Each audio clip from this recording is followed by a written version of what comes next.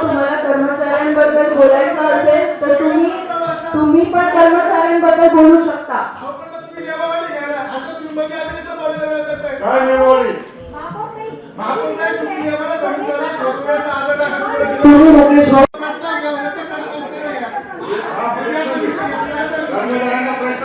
सुधाभाऊ एक मिनिट, प्रश्नोत्तराचं तुमचं जे आहे ते तुम्ही 7 दिवसाआधी दाखल केलं आहे का? परमिशन ऐका, प्रत्येकाला इथे बोलायचं आहे. तुम्ही एक काम करा सुधाभाऊ तुमचं पत्र इकडे दाखल केलंय का तुम्ही? एक मिनिट तुमचं पत्र इथे दाखल करा प्लीज. ऐका सुधाभाऊ, तुमचं पत्र इथे दाखल करा.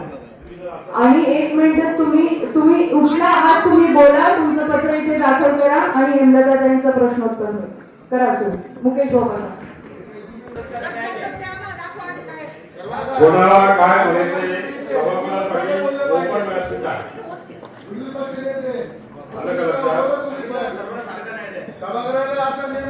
सुधाभाऊ तुम्ही पत्र दाखल करा आणि 1 मिनिटात तुमचं म्हणणं संपवा.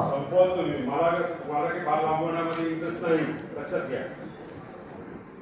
सभागृह सगळ्यांसाठी ओपन आहे. एखाद्या सदस्याला बोलण्याची परमिशन दिल्यानंतर तुम्हाला नंतर बोलता येईल ना मला काय बोलायचं.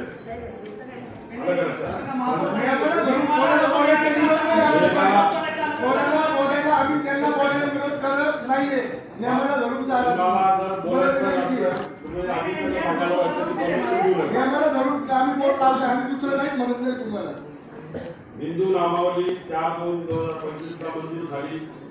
त्यामध्ये 140 तांत्रिक पदाची हिंदू नामावली मंजूर झाली.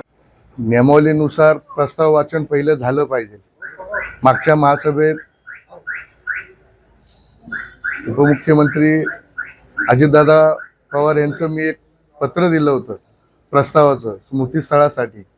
त्याचं वाचन सभागृहात झालं पाहिजे म्हणून मी मागणी करत होतो. परंतु त्याच्या आतच प्रस्ताव वाचन चालू असताना मध्येच त्यांनी म्हणजे मला बोलायचं आणि त्यांनी हा विषय सोडून भलत्याच विषयाच्या ते मागं लागले. म्हणून तिथं मी विरोध करून पहिले प्रस्तावाला मान्यता दिली पाहिजे. त्याच्याकरता आमचं थोडं तिथं महापौरांना विनंती करत होतो का नियमाला धरून चाललं पाहिजे, सभागृहाची गरिमा राखली पाहिजे. त्या निमित्ताने आम्ही तिथं महापौरांना मी सांगायला गेलो आणि तिथून महापौरांनी तो प्रस्ताव वाचला.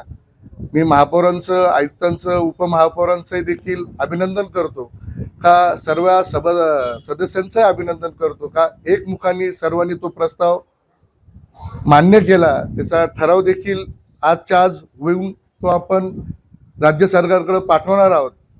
आणि 27 तारखेला सुनेत्राताई नाशिकला आहेत. त्या दिवशी देखील सुनेत्राताईंची आपण त्या पेलिकन पार्क येथे छत्रपती शिवाजी महाराज उद्यान इथे आपण त्यांचं पाणी दौरा ठेवणार आहोत. अशा पद्धतीने आज ठराव मंजूर झाल्याबद्दल मी सर्वांचं अभिनंदन करतो का ज्या अजितदादांनी महाराष्ट्रासाठी रात्रीचा दिवस, दिवसचा रात्र करून महाराष्ट्रासाठी एक चांगलं काम उभं केलं. ह्या अजितदादांच्या स्मृतीस्थळासाठी आज त्यांनी मंजुरी दिलेली आहे. पण तुम्हाला हा प्रस्ताव मांडणी दिला जात नव्हता की काय होत होतं, म्हणजे वाद नेमकं कशामुळे झाला? तुम्हाला अजितदादांचं स्मारक उभारायचं यावर बोलून दिलं जात नव्हतं काय झालं? निश्चित मागच्या काळात तुम्ही बघितलं असेल एक विशिष्ट वृत्तीचा तो व्यक्तिमत्व त्या घराणा आहे. कुठेतरी आपण एक चांगला प्रस्ताव टाकलेला आहे, त्या प्रस्तावाला कुठेतरी विरोध करायचा आणि कुठेतरी तो प्रस्ताव होऊ द्यायचा नाही आणि मला बोलू द्यायचं नाही, मीपणा ह्या सभागृहात दाखवायचा, अशा पद्धतीने त्यांचं आजचं कृत्य होतं. परंतु ते कृत्य आपण सर्व सभागृहांनी एकमुखाने त्यांना विरोध केला आणि तो प्रस्ताव वाचन करायसाठी आम्ही आग्रह धरून तो प्रस्ताव वाचला आणि तो मंजूर केला.